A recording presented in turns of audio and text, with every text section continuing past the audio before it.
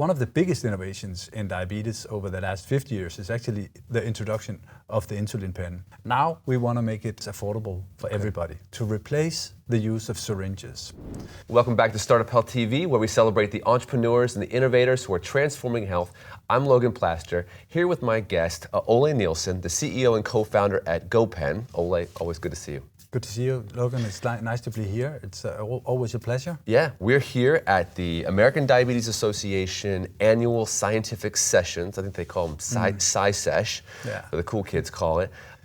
What brings you here? What is it about GOPen you want to present here at the ADA?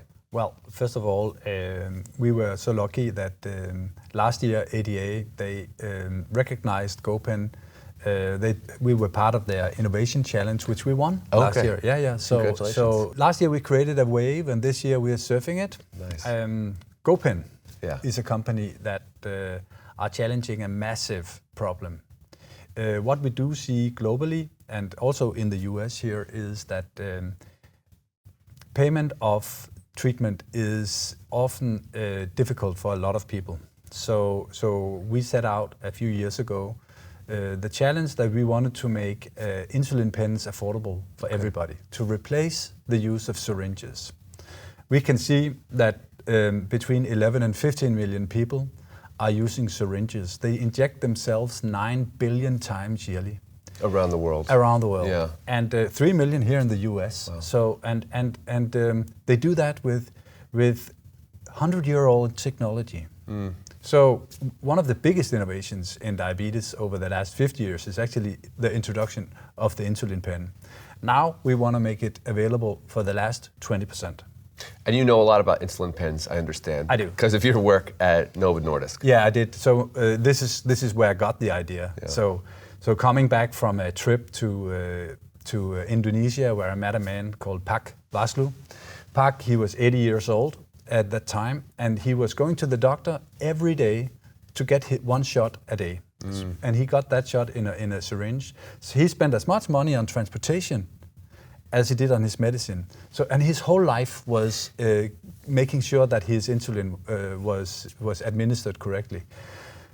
And I came back to my friend Mikael, who has developed all the NovoPen platforms, and said to him, Mikael, can't we fix this? And now we are here.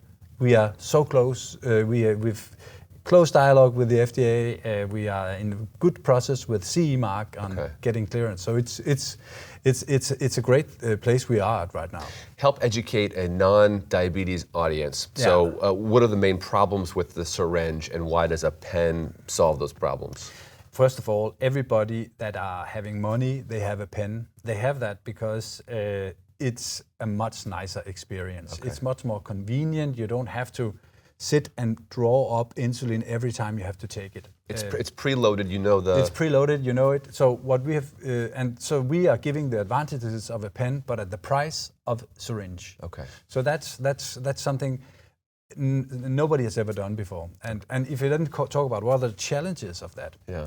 Well, if you want to make something that are extremely cheap, let's say the development cost of that is very high. It's like, it's a little bit like Mark Twain when he said, I'm sorry, I wrote a very long letter because I didn't have time. So we are writing a very short letter right now, but we need time to do it. Yeah. So that's how it is. Interesting, Yeah. interesting.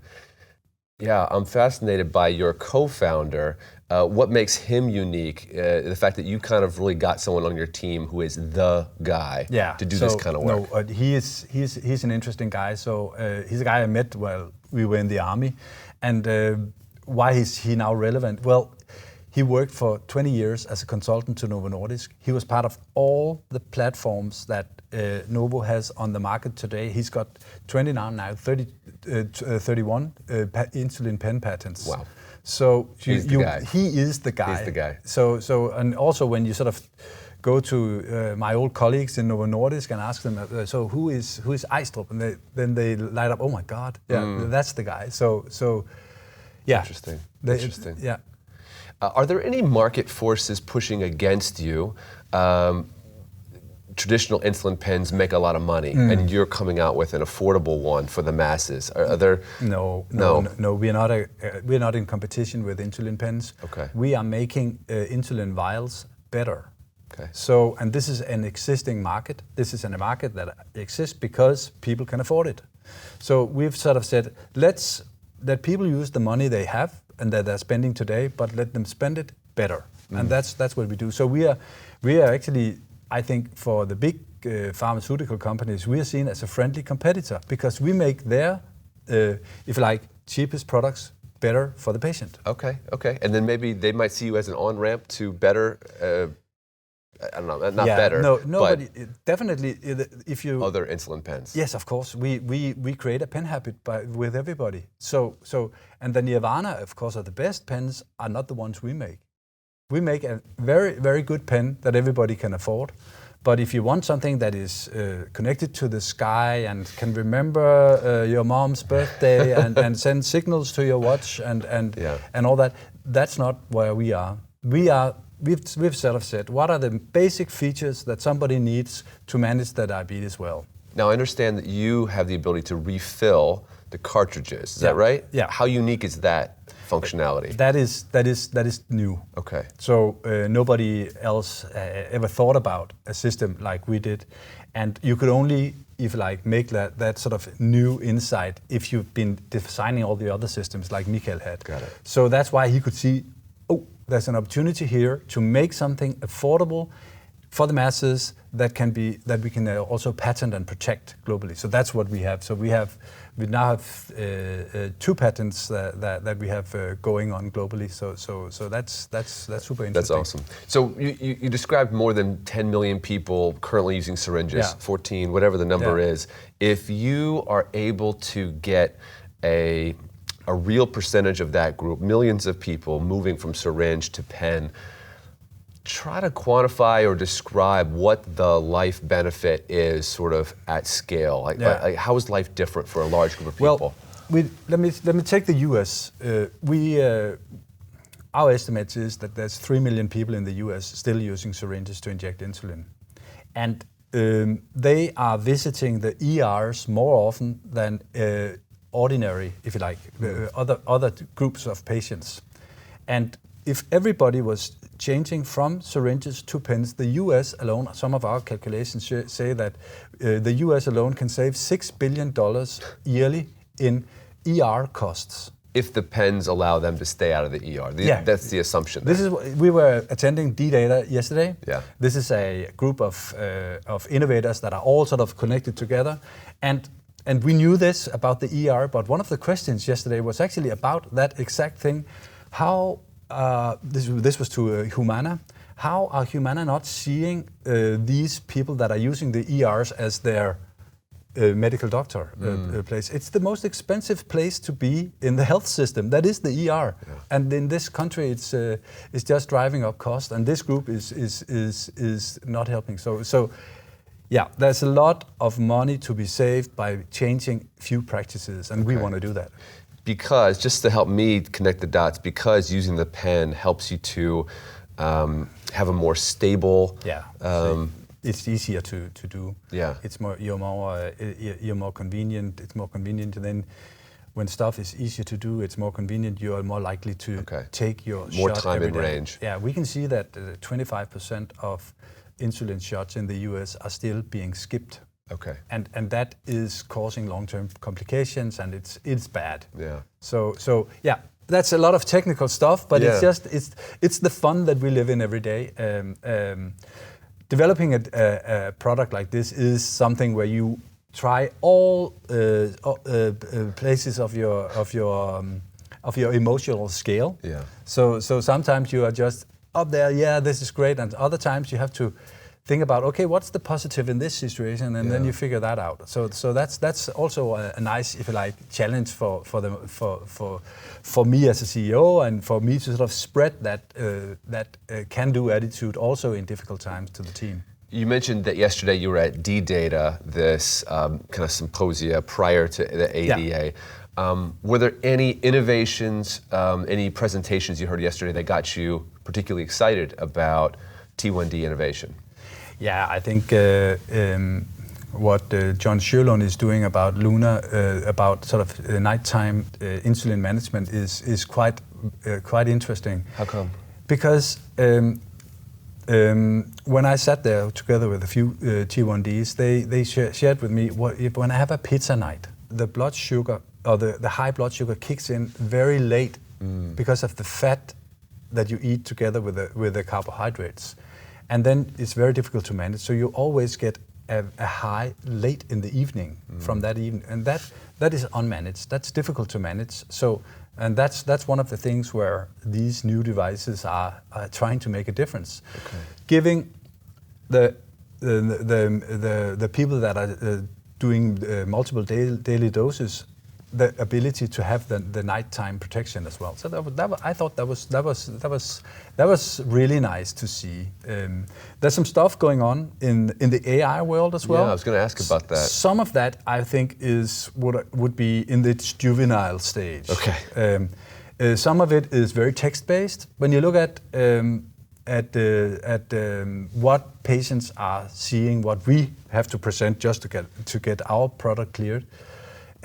It's images, it's everything sort of based together, and reading a full sort of page of text on your mobile phone. I think there's still stuff to do before that really will become something big, but it's the right direction, I think. Okay. You said right now you feel like you're riding the wave. Last year you won an innovation challenge. Now you're on the cusp of CE. Yeah. FDA feels like it's heading in the right direction. Yeah, we know exactly what to do, and they expect us to do this. So we are having a solid conversation with them. Okay. So what do you feel like the next 12 months is going to look like? I think 12 months. We have 2 clearances. So one in US, one in Europe. We have raised another round of capital. Right now we are looking for a lead investor in a round that is supported by the European Union. Nice. We've got a guarantee from the European Union that they will invest, provided that we come with an investor. So that's actually very unique that you can gear your money like that. It's ready to do. We are having commercial deals done with one of the big companies that are in this field, with some of the distributors that are distributing these devices. We are in CEO level talks with both types of companies. So it's super interesting. That's exciting. Yeah, it is. I know in your old work with Novo, you did a lot of traveling, you did a lot of work in lower resource countries. Is there any part of the world that you've worked in the past that you just would really love to get to deploy this in the future, just because you've been there, you've done the work on the ground? No, but my heart started in my first job was working as a researcher in Nigeria. Okay. And it's 1/5 of Africans are living in Nigeria. It's a country that should be wealthy. There's so many people that are living on less than $1 a day. It's crazy, and that's a place where I have a lot of positive sort of thinking about. But that is actually, if you look at the whole sub-Saharan Africa, it's super good. But I don't want to sort of say it's only there. India, for instance, is a place where a lot of good things is happening, but not everybody is getting on to the bandwagon. We need everyone to have, I would say, decent healthcare, and we need every good forces that are in that world to come together and make that happen. And these are things that are so big that it cannot be done by a little company sitting in Copenhagen. We need to join forces. Yeah. That's also why we joined Startup Health.